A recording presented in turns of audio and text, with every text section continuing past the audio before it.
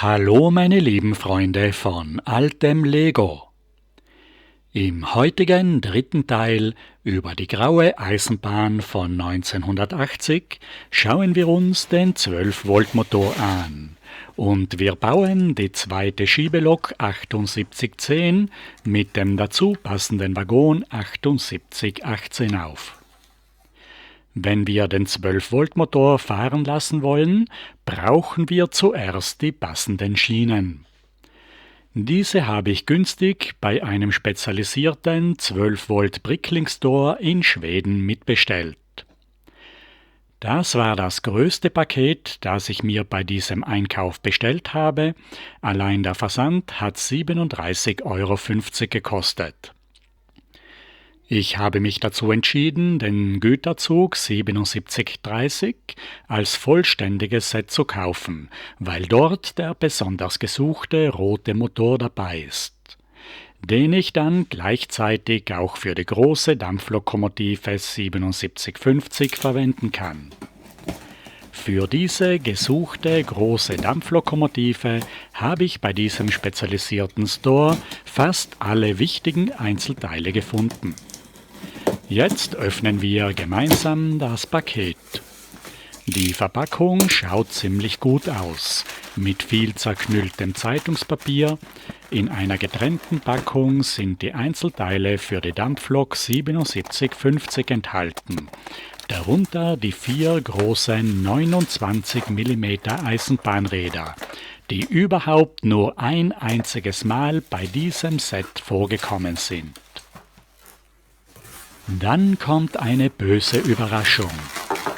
Die Lokomotive vom Güterzug war vollständig aufgebaut, nur locker in eine Noppenfolie eingewickelt.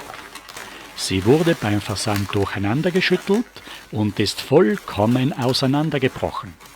Ihr müsst bedenken, das ist der seltene rote Motor im Wert von 140 €. Die Kuppel und Treibstangen können sehr leicht abbrechen und viele Einzelteile können leicht verloren gehen. Es ist der reinste Horror, dass ein so teures Set so schlecht verpackt wird. Ein einfaches Klebeband rund um die Noppenfolie hätte das Modell fest zusammengehalten und es wäre beim Transport nicht auseinandergebrochen. Dasselbe gilt auch für die Waggons, die überhaupt nur in Zeitungspapier eingewickelt sind. Es sind überall Kleinteile abgegangen, die ich jetzt mühsam zwischen dem Verpackungsmaterial zusammensuchen muss. Das ist für mich der reinste Albtraum. Solche Modelle gehören unbedingt einzeln in Plastikbeutel und müssen fest von einer Noppenfolie umwickelt werden. Diese versiegelte Originalverpackung 7855 mit den 12-Volt Stromleitschienen hat nur 8 € gekostet. Zum Glück hat sie diesen riskanten Transport unbeschadet überlebt. Hier ist noch der Stapler vom Güterzugset und der Kamin von der Lokomotive. Wir haben hier eigentlich die Schienen gesucht, die in diesem Paket ganz unten liegen. Eine Packung mit einem Halbkreis aus 8 12-Volt-Schienen hat 10 € gekostet. Eine Packung mit 8 geraden Schienen 22 €. Ich habe ein Oval gekauft und ein zweites ist beim Güterzugset dabei. Damit haben wir genug Schienen für 2 Schienenkreise. Den Güterzug legen wir vorsichtig in den leeren Karton zurück und werden ihn in einem späteren Video aufbauen. Inzwischen stelle ich die Schienenkreise zusammen. Im Gegensatz zum Schienenkreis vom Schiebezug ist dieses Material sehr vergilbt und brüchig. Es ist gut, dass der Verkäufer alles aufgebaut verschickt hat. Man muss die Schienen sehr vorsichtig zusammenstecken und kann sie kaum wieder auseinandernehmen, ohne dass die Schwellenclips abbrechen. Die besonderen neuen dunkelgrauen Schwellen sind aus einem für Lego ganz ungewohnt brüchigen Material gemacht. Wenn sie alt und vergilbt sind, dann werden sie so spröde, dass nicht nur die Schienenclips kaputt gehen, sondern dass sogar die ganzen Schwellen auseinanderbrechen können. Für eine Schienenlänge brauchen wir 2 Schwellen. Wir haben hier nicht mehr die für Lego typische Noppenverbindung, sondern Schwellen und Schienen werden mit den Clips zusammengehalten. Für den 12-Volt-Betrieb gibt es getrennte Zubehörpackungen mit nur geraden 7854 oder nur gebogenen Mittelschienen. Ich habe hier die original verpackte 7855. Am Verpackungsbild haben die Schienen keinen Stromanschluss, aber es gibt gebogene und gerade Schienen jeweils mit und ohne Stecker für den Stromanschluss, wo man die 2 getrennten Einzelstecker links und rechts von der Stromleitschiene einstecken kann. Wir ziehen das Kabel unter die Schienen durch. Dieses Anschlusskabel kann man an den Fahrregler anstecken. Das ist eine vollständig andere Anschlussmethode als bei den alten blauen 12-Volt-Schienen von 1969. Dort gab es einen eigenen Transformator-Anschlusskabel mit einer Noppen-Kontaktplatte für die Stromleitschienen. Die Mittelschienen können oxidiert oder verschmutzt sein und wir müssen die hartnäckigen Verschmutzungen mit einem weichen Radiergummi entfernen und die leichten Verschmutzungen können wir einfach mit einem Schienenreinigungsöl wegwischen. Dazu verwenden wir ein fusselfreies Tuch, das nicht an den Steckerkanten hängen bleibt. Beim inneren Schienenoval möchte ich gerne eine Weiche einbauen. Ich habe ein elektrisches, ferngesteuertes Rechtsweichenset 7858 um 33 € bei einer Einzelteilebestellung mitgekauft. Wir schneiden das Paket jetzt auf und öffnen es. In Zeitungspapier eingewickelt sehen wir hier den Beutel mit den Einzelteilen, die wir noch für verschiedene Lokomotiven brauchen werden. Ganz unten am Boden des Paketes liegt das Weichenset in einen Kunststoffbeutel eingepackt. Das Set besteht aus 12 Teilen mit Weiche, Schwellen, Kabel und Fernsteuerung. Es ist etwas verschmutzt, aber man kann es sehr leicht reinigen. Den Kunststoff mit etwas Spülmittel, die Stromleitschienen ausschließlich mit Schienenreinigungsöl. Den groben Staub kann man einfach mit einem Pinsel entfernen. Die Weiche ist 2 Schienen lang. Das Diagramm ist immer noch deckungsgleich mit den ersten Weichen von 1967. In die dunkelgraue Grundplatte ist an der Unterseite der Weichenschalthebel eingebaut. Auf der rechten Seite ist der 4x8 Noppen große Schaltkasten mit dem Weichenmotor. Den Weichenmotorkasten kann man abnehmen. Die untere Öffnung sitzt genau auf dem Schalthebel. An der Oberseite steckt man auf die kurze Technikachse den speziellen 1x2x2 Stein mit dem aufgedruckten Weichensignal, mit dem man die Weiche auch händisch schalten kann. Für die elektrische Fernsteuerung braucht man ein Kabel. Hier habe ich das neue Kabel von 1983. Das alte Kabel von 1980 hatte noch keinen Kunststoffmittelstift am Stecker. Mit diesem Anschlusskabel verbindet man den Weichenmotor mit dem Schalter. Ich baue noch schnell die Weiche in das Schienenoval ein. Für eine Haltestellenschleife müsste man die Weiche mit 2 geraden Schienen verwenden. Unter die Weiche kommen noch 2 Schwellen ohne Clips, eine dunkelgraue 2x6 und eine 2x8 Platte. Den Schalter müssen wir an die Stromversorgung des Fahrreglers anschließen. Wir ziehen das Kabel unter den Schienen durch. Den weichen Schalter stecken wir auf der linken Seite des Transformators an den Lichtstecker. Zuerst müssen wir die Lampenkabel ausstecken, dann stecken wir den Schalter direkt an den Fahrregler. Und an der linken Seite des weichen Schalters können wir wieder die Lichtstecker einstecken. Jetzt können wir mit der Fernsteuerung die Weiche bedienen. Links ist der Schalter mit dem Weichensymbol für eine gerade Ausfahrt und rechts der Schalter für rechts abbiegend. Es ist etwas verwirrend, dass bei der Rechts- und Linksweiche der Schalter genau gleich ausschaut. Die Weichenzunge schaltet automatisch und der Handschalter mit dem Weichensignal dreht sich mit. Im Sortiment gibt es entweder das 12 Volt Weichenpaar mit Handschalter ohne Fernsteuerung. Den Motor und Schalter kann man sich extra dazu kaufen. Oder es gibt das vollständige Weichenset entweder als Rechts- oder als Linksweiche. Die Gleisanschlusskabel kann man gut verlängern, indem man die Stecker hintereinander steckt. Man muss dabei nur Acht geben, dass die offen liegenden Kontakte keinen Kurzschluss verursachen. Ich schließe jetzt beide Schienenkreise an denselben Fahrregler an.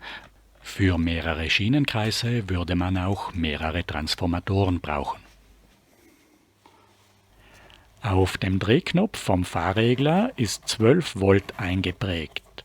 Auf der Innenseite steht 4,5 Volt. Wenn man den Drehknopf verkehrt auf die kurze Technikachse aufsteckt, dann wird die Drehbewegung von den Noppen gestoppt und der Transformator liefert nur maximal 4,5 Volt. So kann man auch den Batteriemotor mit dem Fahrregler betreiben und im Gegensatz zur Batteriebox kann man mit dem Fahrregler auch die Fahrgeschwindigkeit.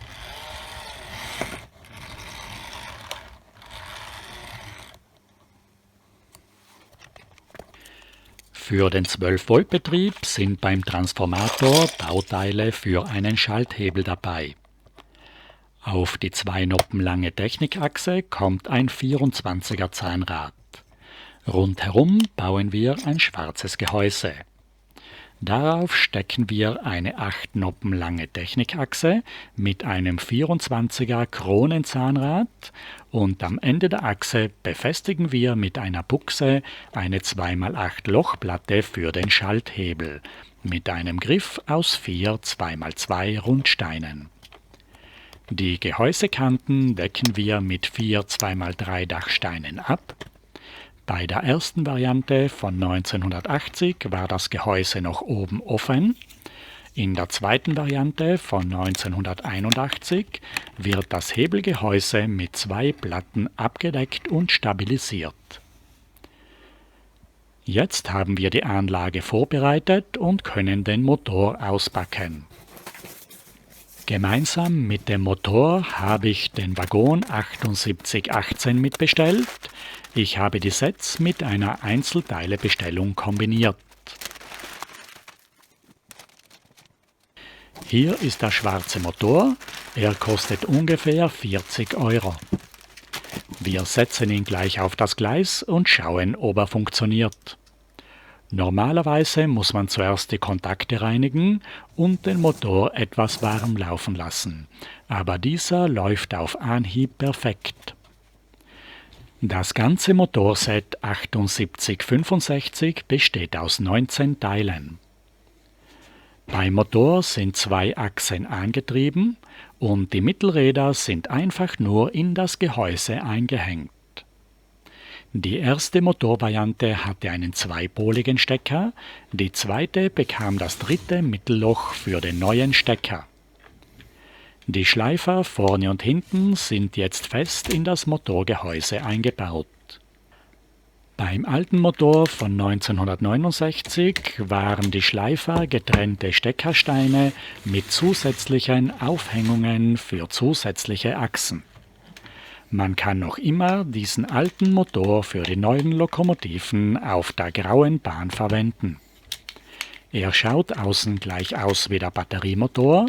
Man braucht nur das Lokomotivgehäuse auf den Motor aufsetzen und schon kann man losfahren. Auf die 6 Räder vom Motor gehören Haftreifen aus Gummi, die in der grauen Ära wieder eine graue Farbe bekommen haben. Beim Set sind 4 Stangen dabei, 2 davon kann man als Kuppelstangen verwenden, so wie sie auch bei den Dieselrangierloks eingebaut sind. Die Stecker kommen einfach in die Löcher an den Rädern und die Kuppelstangen drehen sich bei der Fahrt vorbildgetreu mit.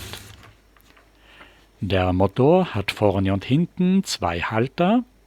Wenn man seitlich Steine anbaut, dann werden sie unten am Rand von den Haltern festgehalten. Beim Motorset sind 2 neue Zylinder dabei, die man vorne seitlich an der Lokomotive anbauen kann. Die 2 zusätzlichen Kuppelstangen kann man als Treibstangen verwenden. Einen Zapfen hängt man in die Führung vom Zylinder ein, den zweiten Zapfen steckt man in das mittlere Loch der Kuppelstange. Damit haben wir für die Dampflokomotiven ein neues, detaillierteres Gestänge, das die Modelle sehr aufwertet. Beim Motorset sind 2 Gewichte dabei, die man in die Loks seitlich als Wasserkasten oder vorne und hinten als Frontgewichte einbauen kann, damit die Lok eine bessere Schienenhaftung und höhere Zugkraft bekommt. Der Motor kann mit dem Mittelzapfen als Drehgestell verwendet werden. Wenn man den Motor direkt in die Lokomotive einsetzt, dann braucht man vorne und hinten eine 2x4 Zwischenplatte, die bei diesem Set mitgeliefert wird. Der schwarze Motor mit den schwarzen Rädern passt eigentlich überhaupt nicht zu den europäischen Dampflokomotiven. Ein roter Motor wäre hier viel schöner gewesen und er passt viel besser zum roten Unterbau der Loks. Jetzt bauen wir die 12 Volt Beleuchtung ein und tauschen die alten gelben 4,5 Volt Leuchtsteine mit den neuen weißen 12 Volt Leuchtsteinen aus. Ein Leuchtstein kommt hinter die Prismenhalter der Scheinwerfer. Der neue Motor ist viel flacher und deshalb können wir die Scheinwerfer wieder etwas zurücksetzen und den Dampfkessel um eine Noppe verkürzen. Der zweite Leuchtstein kommt für das Spitzenlicht in den Dampfkessel hinein. Im 12-Volt-Betrieb leuchten die Scheinwerfer je nach Fahrspannung unterschiedlich hell. Jetzt tauschen wir noch die Leuchtsteine im Führerstand und in den 2 Waggons aus. Unter den Fotoleuchten sieht man nicht viel vom Licht. In der Dämmerung sieht man es besser leuchten und bei ganz ausgeschaltetem Licht ist die Beleuchtung auch bei niedriger Fahrspannung gut sichtbar. Jetzt schauen wir uns noch 2 Durchfahrten durch den Bahnhof an. Der Bahnsteig und die Strecke wird mit den Bahnhofslampen sehr gut ausgeleuchtet. Zum Schluss lassen wir den Zug nochmal an der Strecke vorbeifahren und wieder zurücksetzen.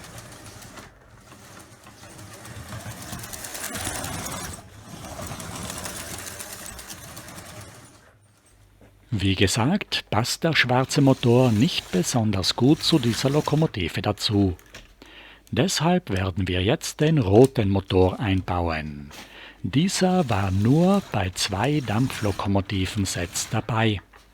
Während der schwarze Motor 40 € kostet, muss man für den roten Motor 140 € rechnen. Bei mir war er beim Güterzug 7730 dabei, den wir schon vorher ausgepackt haben. Die Güterzuglokomotive 7730 hat überhaupt keine Grundplatte. Wir werden jetzt versuchen, den Motor vorsichtig abzunehmen und in die 7710 einzubauen. Wir nehmen vorne den Pufferbalken ab.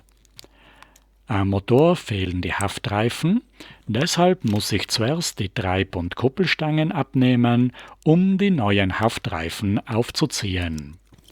Dann bauen wir uns einen einfachen Halter für die Zylinder und stellen das Gestänge wieder zusammen. Wir nehmen jetzt den schwarzen Motor von der Lokomotive ab, stecken die Lichtanschlüsse auf den roten Motor und setzen den viel schöneren roten Motor in die Lokomotive ein. Für die Kabel ist im Gehäuse ausreichend Platz und wenn wir alle verstaut haben, dann können wir auch schon losfahren. Mit dem roten Motor schaut die Lokomotive gleich viel schöner aus. Damit bekommt sie das Aussehen vom Originalset und die detaillierten Kolben und das Gestänge sind eine zusätzliche optische Aufwertung. Bei der langsamen Bahnhofsdurchfahrt können wir uns die Bewegungen der Treib- und Kuppelstangen aus der Nähe anschauen.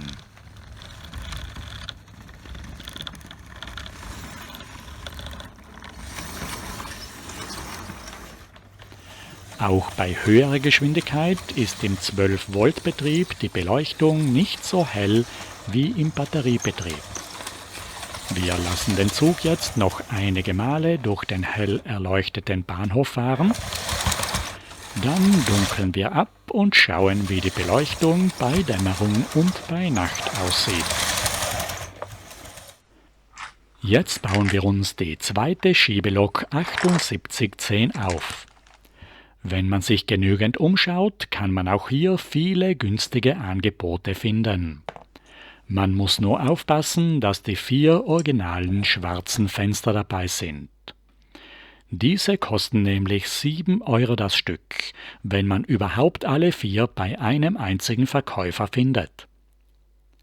Finger weg von der 40 Jahre Jubiläumsausgabe von 2020. Dort ist kein einziges originales Teil bei den Fenstern, Rädern, Kupplungen, Puffern und Grundplatte enthalten. Das ist ein kleineres Set, deshalb habe ich mir einfach die Einzelteile bei verschiedenen Händlern mitbestellt und mit ungefähr 15 € die Lokomotive zusammenbekommen. Zuerst bauen wir aus 3 Eisenbahnrädern wieder genau dasselbe rote Dummy-Schiebefahrgestell wie beim Schiebezugset 7710. Bei der 7810 gibt es aber eine viel schönere rote Grundplatte mit Puffern. Vorne haben wir wieder die vorläufigen angedeuteten Kolben aus 2 Dachsteinen. Und hinten wird der Unterbau mit 2 Grundsteinen ausgefüllt. Auf die roten Halter stecken wir vorne und hinten die schwarzen Magnetkupplungen. Vorne kommen 2 rote Scheinwerfersteine hin und ein roter Dachstein. Hinten 2 rote Aufstiegsleitern wie bei der 7710, obwohl es bei der 7810 keine seitlichen Einstiege gibt. Der Führerstand ist auf der Seite zugebaut und hinten offen. Unter dem Kessel schließt wieder eine große Abdeckplatte den Motorraum ab. Vorne kommen 2 3 Steine hohe 75 Grad Schrägsteine, wie wir sie von den gelben Burgmauern kennen. Davor kommt nur eine schmale Rauchkammertür. Die Betriebsnummer 7810 nehmen wir von einem Replacement-Stickerbogen und in den Techniklochstein stecken wir eine dritte transparent gelbe 1x1 Rundplatte als Spitzenlicht.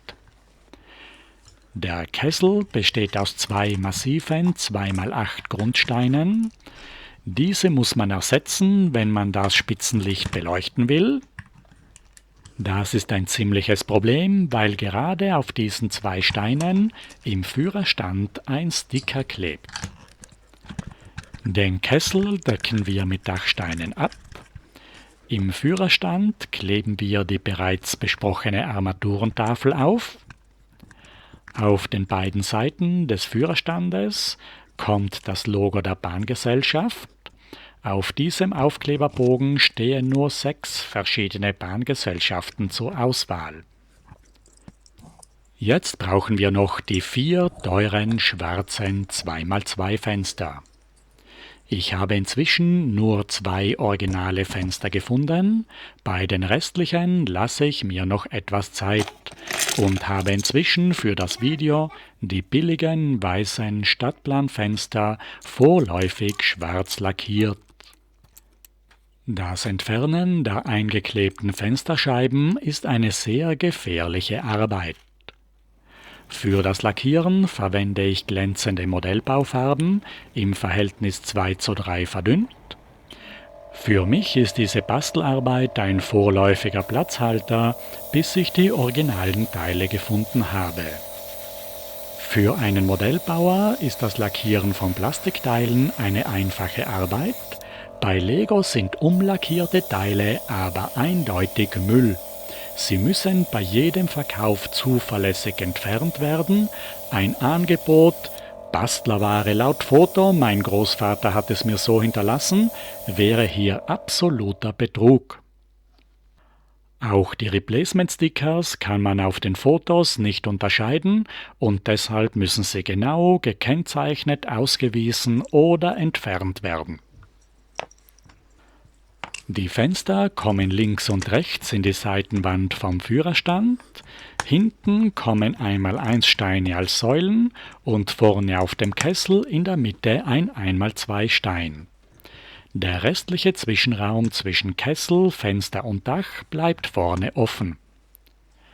Auf den Dampfkessel kommen 3 Jumperplatten mit einem viereckigen und 2 runden 1x1 Steinen und vorne wieder ein langer Kamin aus 2 Rundsteinen und einer roten Rundplatte.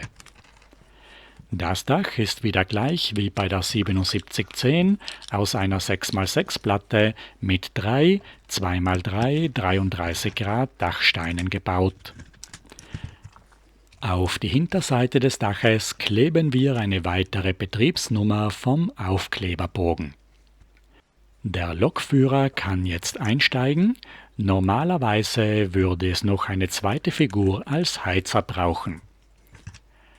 Die 7810 ist etwas schöner als die 7710.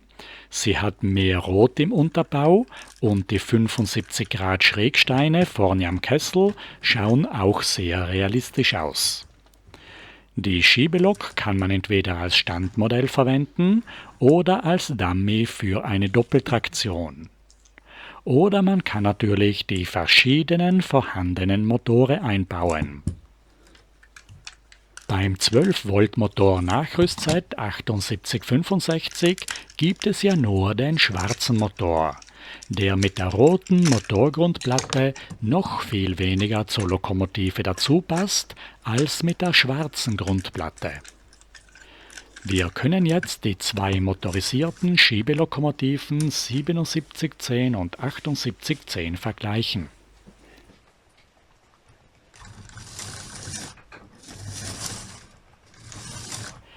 Dann setzen wir den schöneren roten Motor in die 7810 ein und wir sehen gleich, dass die Lokomotive mit dem vollständig roten Unterbau ein viel stimmigeres Erscheinungsbild ergibt.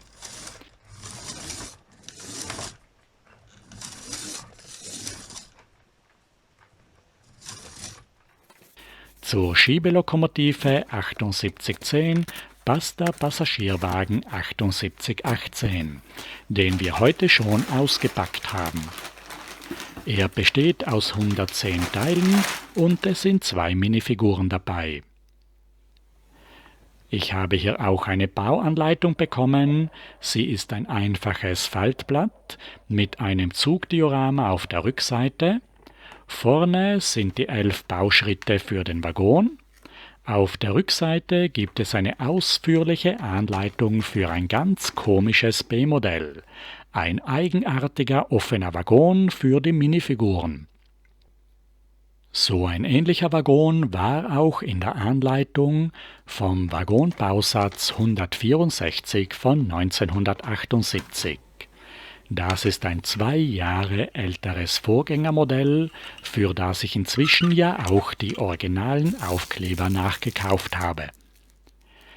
Bei den neuen Waggons von 1980 haben wir die neuen Türen, Fenster und die 8 Noppen langen Fliesen unter dem Dach zum Abnehmen. Statt dem alten, einteiligen Fahrgestell mit den farbigen Puffern haben wir den gebauten Unterbau mit den neuen Eisenbahnteilen, den Pufferbalken und den drehbaren Magnetkupplungen. Dieser Waggon hat eine blau-rote Farbe. Die roten Türen sind unten blau bedruckt. Bei diesem Modell sind zwar die Originalaufkleber vorhanden, aber ganz falsch aufgeklebt. Wie bei der Lokomotive sind auch auf dem Aufkleberbogen vom Waggon nur 6 Bahngesellschaften zur Auswahl. Hier klebt am Waggonkasten das Logo der Deutschen Bahn, an den Türen das Zeichen der Schweizerischen Bundesbahnen. Die Kurstafel gehört weiter nach oben unter das Fenster. Sonst ist das Modell ganz genau gleich konstruiert wie die Waggons vom Schiebezug 7710. Das Dach kann man abnehmen. Der einzige Unterschied sind die 3 Dachlüftungen, die bei diesem Waggon runde Platten anstatt eckige Fliesen sind.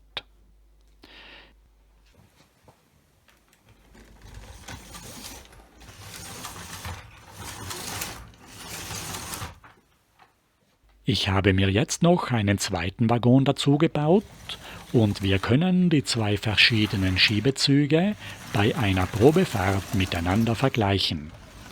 Das Starterset 7710 und den Schiebezug 7810 mit dem Waggon 7818 in doppelter Ausführung. Damit sind wir auch schon wieder am Ende des heutigen Videos angelangt. In der nächsten Folge von der Grauen Eisenbahn von 1980 zeige ich euch das Batterie-Güterzugset 7720. Ich bedanke mich bei euch allen recht herzlich, dass ihr heute zugesehen habt und wünsche euch allen ein wunderschönes Wochenende. Auf Wiedersehen!